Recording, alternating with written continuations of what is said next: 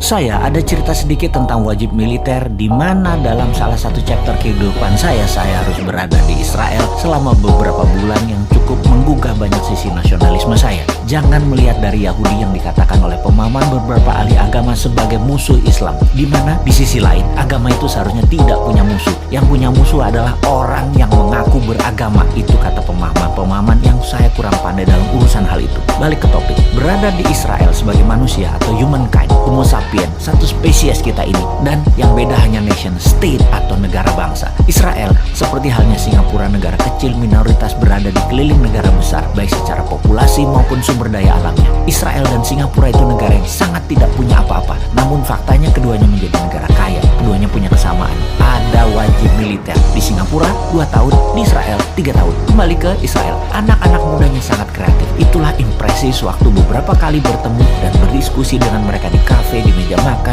Semuanya kalau berbicara selalu menomorsatukan negaranya. Di Israel sendiri warganya ada yang Kristen, Islam, Davidian atau agamanya Nabi Daud, pastinya Yahudi, dan ras atau sukunya juga beragam. Jadi Israel sebagai nation, apapun agamanya, warganya sangat militan karena 3 tahun di kawah Chandra di muka, nasionalisme mereka dibangun yang bernama wajib militer. Selain dari sebagai tentara cadangan, juga sebagai bentuk doktrin nasionalisme.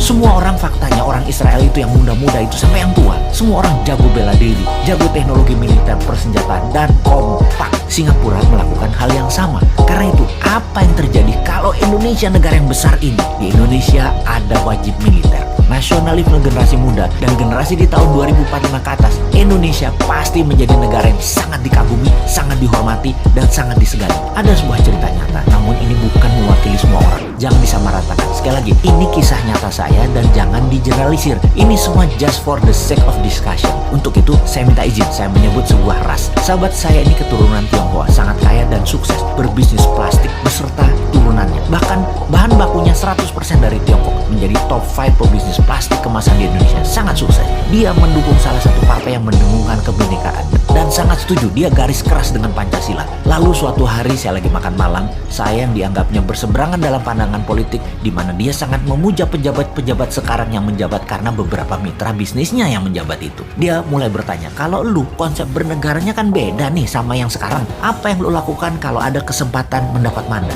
Saya menjawab setelah menyelesaikan kunyahan makan malam itu dengan berkata, saya akan adakan wajib militer di Indonesia. Anak lu wajib militer 2 tahun tinggal di Barak. Anjrit, dia tersendak. Waduh, lu bener-bener dah konsepnya. Gue bisa pindah ke Singapura kalau kayak gitu, bro. Gue baru ngeh lu bilang begitu, karena gue itu kan individualistik. Istilahnya warga dunia deh, world citizen. Kemana ada cuan, ya gue ikut. Kalau lu buat wajib militer, ya mendadak anak turunan gue jadi pada nasionalis. Uang dan bisnis gue jadi di Indonesia doang. Ah, lu gila. Saya lanjutkan, dasar globalis lu ngaku-ngaku NKRI, sok-sok teriak kebinekaan buat tantang wajib militer ke anak turunan lu jiper.